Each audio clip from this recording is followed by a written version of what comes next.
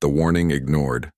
The Galactic Council gathered in the shining chamber of High Orbit Station, floating above the peaceful capital of the Xelan Empire. The hall was full of noise, debates, laughter, and quiet mockery. In the center stood Earth's representative, Commander Rayan. He looked calm but serious. "We bring this message not as a threat," he said, voice strong, "but as a warning. Earth is not like your worlds. It is a death world. Every species that tries to tame it learns the same lesson. It fights back, and so do we." The Xelan leaders, tall and proud with golden skin and long robes, exchanged amused glances. Their leader Vuron chuckled openly. "A death world? Please. You humans exaggerate everything. Your planet has beasts? So do ours. Harsh lands? So do ours. But we do not speak of fear. We control nature." The other council members laughed. Rayan didn't laugh. He leaned forward. "We survived on that planet not because we controlled nature, but because we learned to live beside danger, to fight, to grow strong, and when we leave Earth, we carry that strength with us." The Xelans waved him off. "Save your scary stories for children. Your fleet is small, your weapons are old, you are not a threat." With that, the vote was cast. The Xelan Empire would ignore Earth's warnings and proceed with building mining stations in a region claimed by humanity, on the edge of a dead system called Sector 9. Rayan said nothing more. He simply turned, nodded once, and left. The council returned to its noisy chatter.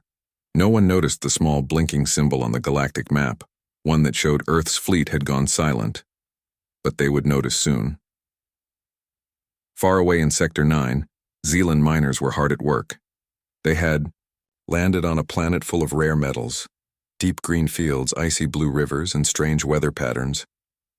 They brought machines, workers, and guards. Their leader, a commander named Dayor, watched the first drills pierce the planet's crust. "We will be rich after this," he told his officers. "And those humans?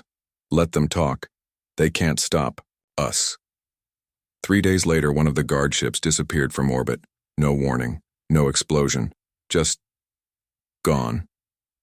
Then, 2 more vanished the next day. At first, the Xelans thought it was a technical problem. But when a patrol drone came back with scorched armor and human plasma burns, fear crept in. They tried to contact Earth. No reply. Instead, they received a single message. It was short, simple. "You were warned." Back on the mining base, Dayor called for emergency defenses, but it was too late. From above the clouds, dark shapes appeared. Earth's silent fleet, hidden by stealth fields, now decloaked. They did not ask for surrender. They did not send a diplomat. They opened fire. Tom, a young Earth pilot, sat in his fighter above the Xelan base. He had seen the message from the council, heard the laughter, and now he saw the panic. "They thought we were soft," he whispered. "Let's show them the truth." Laser cannons lit the sky. The Xelan ships tried to flee, but Earth's tech was too fast, years ahead of what the council had assumed. On the ground, miners screamed as their bases exploded. The Deathworld had come to them, and Earth was no longer in the mood to explain. Earth's silence was the final warning.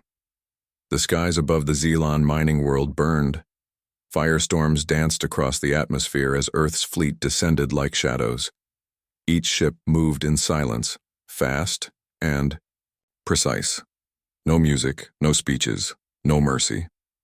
Tom's fighter twisted through the clouds, trailing heat and smoke. His eyes stayed focused on the target, the command tower of the Xelan mining base. He pressed the trigger. Twin plasma bolts flew out, striking the tower in the middle. The structure cracked, tipped, and collapsed into rubble. "All targets confirmed," Tom heard through the comms.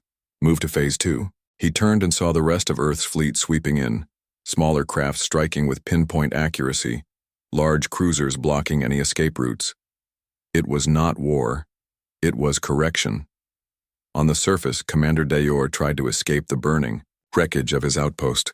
The command station's walls were melting from orbital heat. He stumbled outside, coughing from smoke, staring up at the black ships blotting out the sky. What? What is this? He gasped. A human drone hovered down, slowly in front of him. Its metallic voice echoed, "You were warned. This world was claimed, and now it is lost." The drone fired a single shot. The screen on Dayor's wrist went dark. His biosignal vanished. From orbit, Admiral Kieran aboard the Shadow Wind watched the operation unfold with calm eyes. His second-in-command approached him. "Sir, ground resistance is nearly zero. All Zillan forces are in retreat or destroyed." Kieran gave a small nod. "Good. Make sure they know we're not here to conquer. We're here to remove the foolish." The second-in-command hesitated. "Sir, the Council will demand answers for this." "They had their answers," Kieran replied. "Our warning was their only chance. Now we answer with silence." Back at the Galactic Council, chaos erupted. News of the destroyed Zillan outpost spread quickly. Reports came in of lost fleets, shattered cities, and a complete communication blackout from Sector 9. The Zillan representative stood in shock as the room filled with panic. They couldn't, "They're just humans," he stammered. Another council member, a reptilian ambassador from the Fira system, shook his head slowly. "You mocked a world where everything tries to kill its own people, and those people survived. Did you really think they would not survive? Us?" Suddenly a signal flashed through the council chamber. It was from Earth, a single message. "Earth warned you. We do not repeat warnings." The chamber went silent. For the first time in centuries, the council felt fear. Not from size, not from numbers, but from the cold, efficient force of a race that had learned to fight nature itself and win. Earth had once asked to be left alone. Now, it made itself remembered. Tom returned to the Resolute Fang, his ship gliding into the hangar. As the engines cooled, he stepped out, pulling off his helmet.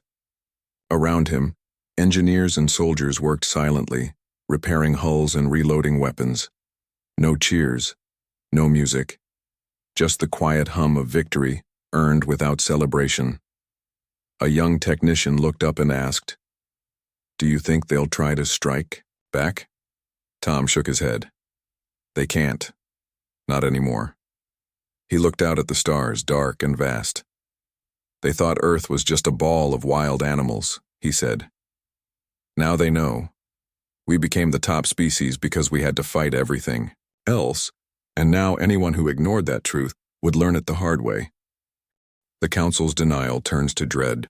The Galactic Council chamber, once filled with laughter and pride, now echoed with silence and fear. Screens across the room showed images of the Zillan mining world. Blackened landscapes, burning ruins, and floating wreckage in orbit. Every building was gone, every ship turned to dust. No survivors. Earth's fleet had not claimed the planet. It had erased it. Counselor Jaren of the Vitek Alliance stood up and slammed a fist on the desk. "This is madness. Earth must answer for this. We must unite our fleets and punish them." But no one answered, not because they disagreed, but because they were afraid. Every species knew Earth's history. A death world, yes, but more than that. A world that made humans stronger, smarter, harder. Creatures that hunted with their eyes. Weather that could freeze or burn. Oceans filled with predators. Mountains that swallowed cities. And still, humanity thrived. Now that same species had brought the fury of that world to the stars. Ambassador Malin of the Tavari Empire finally spoke. "We told them to leave Earth's territory alone," she said softly. "We warned them not to test Deathworlders, and they laughed." Her voice grew colder. "Now their planet is gone." A new alert flashed on the main display. Satellite footage showed Earth's fleet returning to Sector 9, not to rest, but to build. The Zillan planet had been turned into rubble. Yes, but now Earth's ships were constructing platforms around the orbit. Large defense rings, docking, stations. A black beacon pulsing with one repeating message. "This system belongs to Earth. Trespassers will not be warned again. Tom stood on one of the new orbital platforms, watching the construction teams at work. Drones moved like insects, welding panels and setting up turrets. His ship, Resolute Fang, floated nearby. Still marked from battle, still hot from fire. His commanding officer, Captain Mara, stepped beside him. "You know they'll talk about this for centuries," she said. "I hope they do," Tom replied. "That's the point." Back at Earth, news spread like wildfire, not just across human colonies, but across the galaxy. 1,000 broadcasts carried footage of the battle, of Earth's warning, of what happened when that warning was ignored. On many alien worlds, people gathered to watch, some in fear, some in awe. A young child in the deep colonies looked up at the sky and asked, "Is Earth really that dangerous?" His grandfather, a former council pilot who had once flown near Earth, only nodded. "They didn't survive the Deathworld," he said. "They became it." In private council meetings, some now whispered of new laws, new borders, new rules. But others whispered something else. Do not anger Earth. Do not challenge the Deathworld. Do not forget what happened to the Zealans.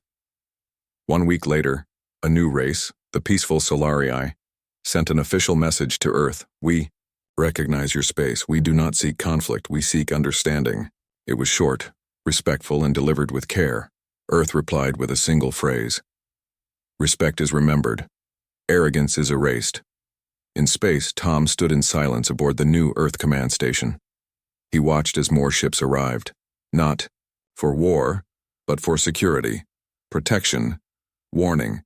The message was clear now. Earth did not speak twice. Earth did not bluff. And when pushed, Earth ended worlds.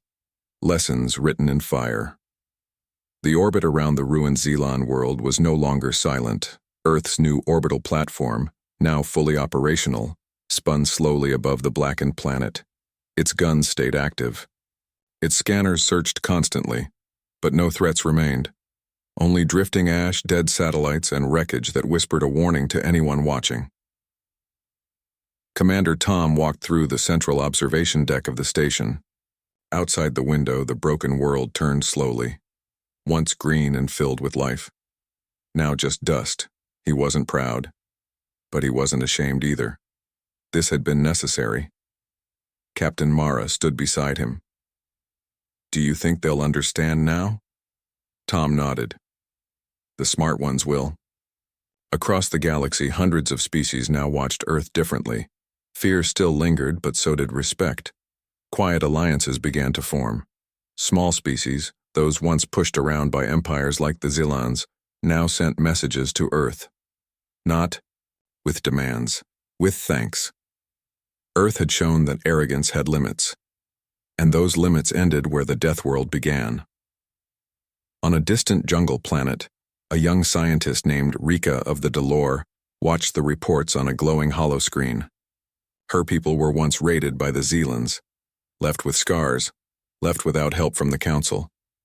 Now she watched those same raiders burn, and she whispered, "Earth is not like the others." Back on the council station, the Zealand seat sat empty. No voice, no representative, no future. Other council members spoke in quiet tones. Earth is not to be provoked. Let them guard their borders. Do not test them again. But one ambassador, bold and old from the Krell species, growled in defiance. If we fear them now, what happens next? They will grow stronger. They will spread. Another alien beside him answered coldly. Then maybe it's better if the strong are the ones who listened first. Earth warned them, and they refused to hear. On Earth, memorials were not built. Celebrations were not held. Instead, humans went back to their work. Stronger fleets, faster scouts, deeper sensors. The Deathworld didn't relax. It prepared Earth, had no interest in ruling the galaxy, but it would never again be ignored. 3 weeks after the destruction of the Zealon mining colony, an emergency beacon was received from a nearby fringe world, small, low-tech, home to peaceful settlers. It read unknown fleet in orbit requesting assistance, shields failing, please.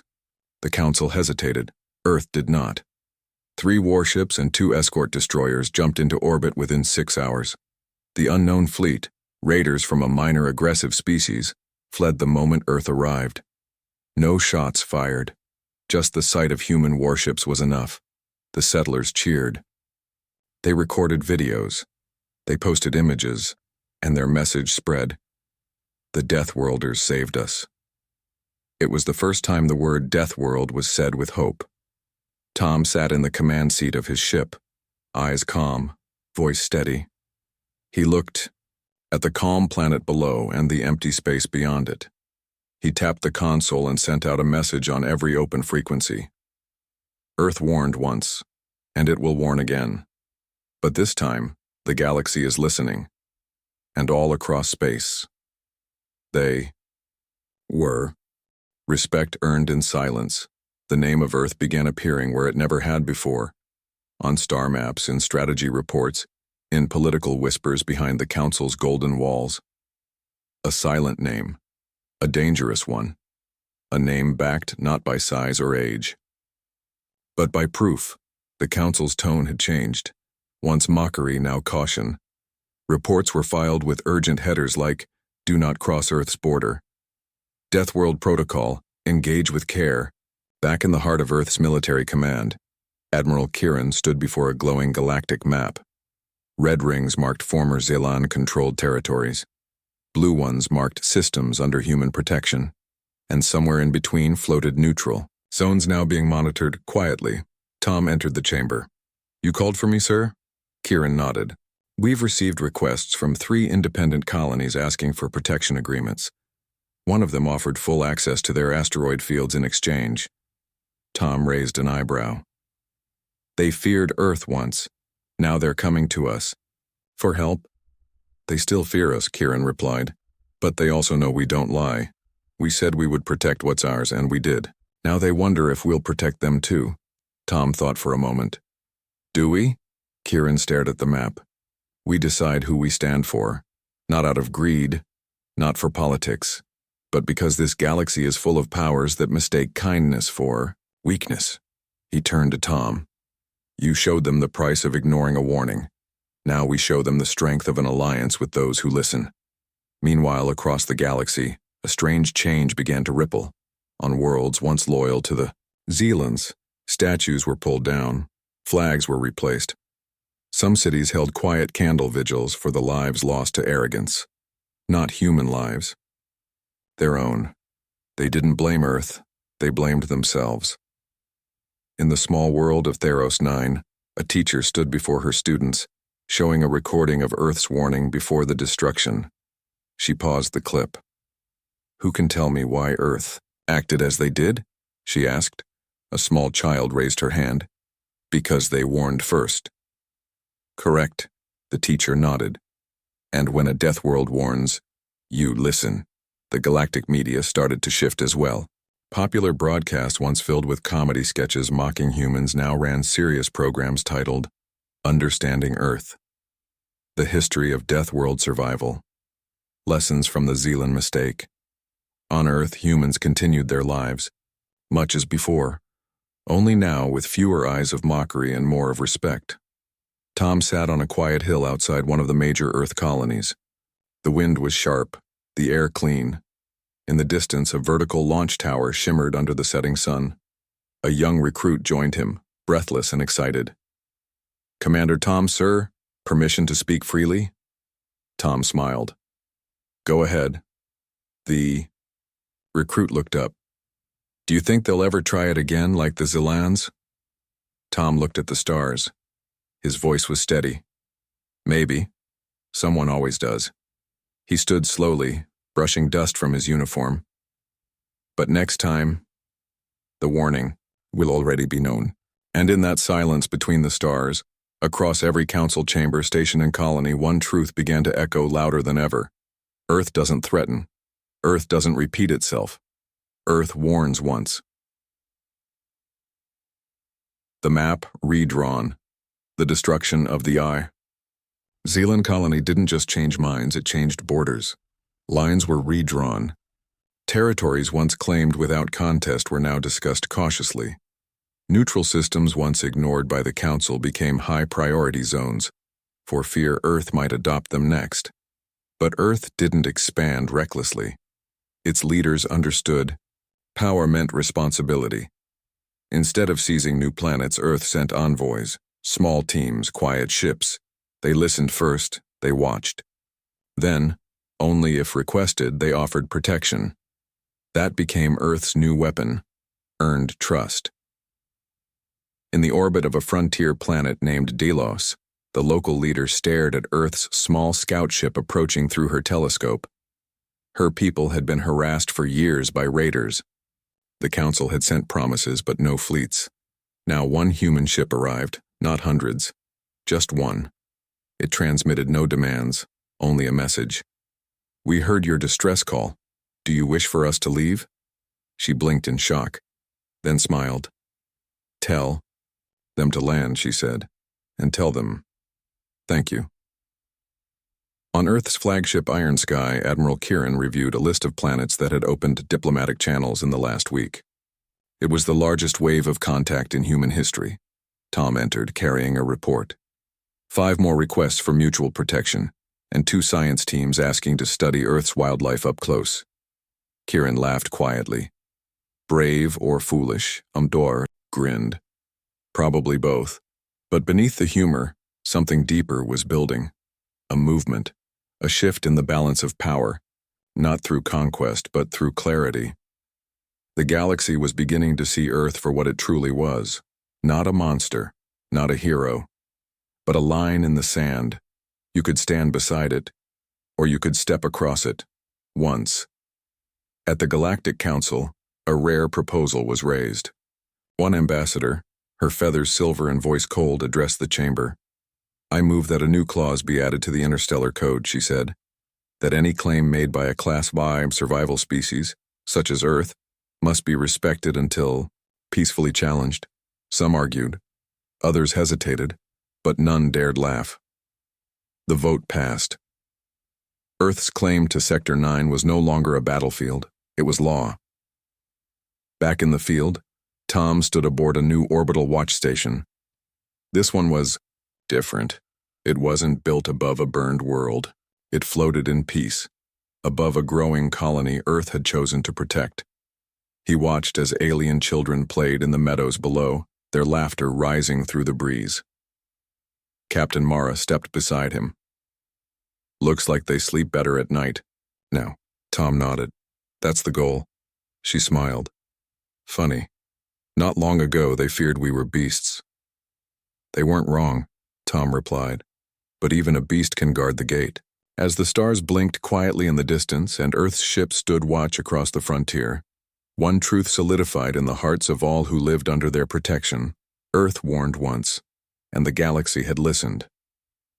Earth's legacy was written in stars. The years passed, and in that time the galaxy changed, not through conquests, not through war, but through one unforgettable lesson. A warning ignored was a world lost. The Deathworlders of Earth no longer had to prove themselves. Their name alone carried weight. Where once they were called savage or backward, now they were called when things went wrong. When no one else would respond. When no one else dared to act. And Earth answered. Across the frontier, black and silver orbital beacons were built above peaceful worlds. Each one displayed a simple message in every known language. This world is under Earth's protection. Peace is respected. Warnings are final. No races challenged those words, not after what happened to the Zealans. Their homeworld, once proud and shining with glass towers and golden banners, remained empty.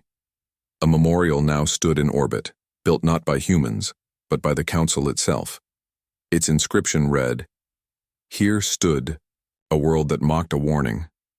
Let silence be their reminder." Back on Earth, the homeworld thrived. Cities grew taller. Colonies spread across moons and asteroids. But the spirit that had forged the Deathworlders never faded. Children learned, not just science and history, but survival. Stories were passed down, not as myths, but as facts. Tales of the burning jungle, the frozen seas, the great storm that once swallowed a continent. These stories weren't legends. They were part of Earth's bones. In the academy, young recruits studied the Xenon lesson as part of mandatory training. Tom, now a decorated fleet captain, stood before one such class of cadets. His hair was gray at the edges, his eyes still sharp. Behind him, a giant screen showed a star map with Earth's protected zones marked clearly. He pointed at one system, Xelon's former colony. "Can anyone tell me what this place is now?" A cadet raised her hand. "It's an empty zone, sir. Marked forbidden by all council species." "Why?" Tom asked. "Because Earth made it so." Tom smiled. "Not because we ruled it, not because we needed it, but because we warned them, and they refused to listen." He turned to face the class. "Your ships will fly across these stars soon. You'll meet many species. Some will be grateful, some will be proud, some will be foolish." He stepped closer. "You may have to fight again, you may not, but remember this. We do not fight for power. We fight because we survived a world that wanted us dead every day. And when we give a warning, it is not a threat. It is a final chance." The cadets stood and saluted. Elsewhere in the galaxy, a new species prepared to take its first steps into space. They had heard stories of Ari, the Krell, of the Vatek, of the Council, and of Earth. They asked their ambassador, "Should we contact them?" The ambassador nodded. "Yes, but do not make the mistake the Xelans made." They asked, "What mistake?" The ambassador replied, "They thought Deathworlders were animals. They forgot animals become hunters, and hunters become legends." And so Earth continued to fly, not above others, but beside those who listened. A guardian, a warning, a memory written in fire, because the truth remained across the stars. They laughed at Earth's Deathworld warning, and now their planet is gone, and the galaxy would never forget.